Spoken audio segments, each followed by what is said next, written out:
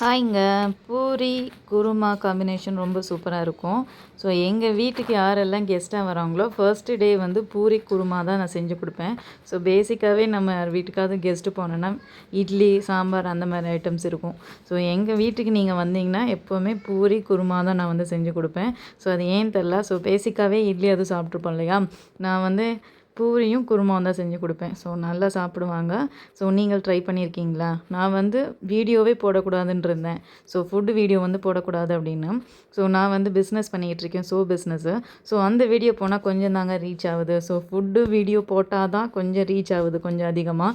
So அதனால தான் என்னோட சோப் வந்து கொஞ்சம் பேருக்கு ரீச் ஆனதுக்கப்புறம் நான் ஃபுட் வீடியோ வந்து ஸ்டாப் பண்ணிருவேன். ஸோ உங்களோட சப்போர்ட்ட எனக்கு வந்து குடுங்க. Thank you. ஹாய்ங்க. நான் ஸ்மால் பிஸ்னஸ் பண்ணிகிட்ருக்கேன். Soap business. இது கெமிக்கல் ஃப்ரீ சோப்பு. ஸோ இந்த சோப்பு நீங்கள் யூஸ் பண்ணும்போது உங்களோட ஃபேஸில் இருக்கிற எல்லா ப்ராப்ளமும் வந்து சரியாயிட்டு வரும். ஏன்னா இதில் வந்து நம்ம வந்து எந்த கெமிக்கலும் ஆட் பண்ணுறதில்ல. Chemical free soap. இந்த சோப்பு போடும்போது உங்களோட ஸ்கின்ல எந்த ப்ராப்ளமும் வராது. ஏன்னா நம்ம இந்த சோப்பை வச்சு நம்ம லேப் டெஸ்ட் பண்ணியிருக்கோம். ஸோ நீங்கள் தாராளமாக நீங்கள் இந்த சோப் வந்து யூஸ் பண்ணலாம். ஸோ இப்போ சம்மர் சீசன், பசங்க ஸ்கூல் போகிறது, காலேஜ் போகிறது, ஸோ யாருக்கெல்லாம் க்ரீம் போடலாம் பிடிக்காது. ஸோ எனக்கெல்லாம் க்ரீம் போட அவ்வளோவா பிடிக்காது.